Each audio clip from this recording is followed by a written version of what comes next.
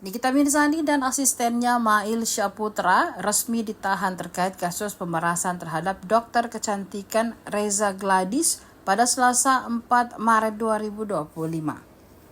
Nikita terlihat mengenakan baju tahanan namun tangannya tidak diborgol.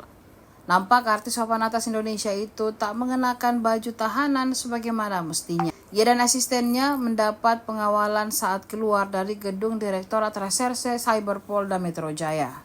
Wanita berumur 38 tahun itu tersenyum meski dicecar sejumlah pertanyaan oleh wartawan. Saat ditanya terkait penahanannya oleh kepolisian, ia mengaku lebih santai. Keduanya dijadikan tersangka terkait kasus pemerasan dan pencucian uang. Ibu tiga anak itu disebut menjelek-jelekan nama baik dan produk milik Reza saat sedang siaran langsung di media sosial. Diketahui sebelumnya, Nikmir sudah 12 kali terjerat kasus hukum.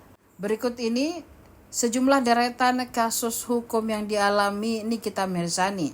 Yang pertama, penganiayaan terhadap Olivia Maisandi pada 5 September 2012 lalu. Kasus penganiayaan di Cafe Golden Monkey di tahun 2013. Pada tahun 2015 ada kasus prostitusi online. Selanjutnya ada kasus pemukulan terhadap asisten mendiang Julia Perez. Selanjutnya di tahun 2018, kasus penganiayaan terhadap mantan suaminya Dipo Latif. Selanjutnya ada kasus penganiayaan terhadap mantan Panglima TNI, kasus pencemaran nama baik advokat Elza Sharif, dan selanjutnya kasus penghinaan terhadap Habib Rizik.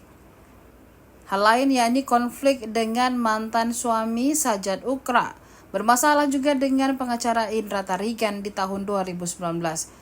Selanjutnya ada kasus penganiayaan terhadap mantan manajer Lucinta Luna di tahun 2020. Terakhir, kasus pencemaran nama baik terhadap Dito Mahendra di tahun 2022.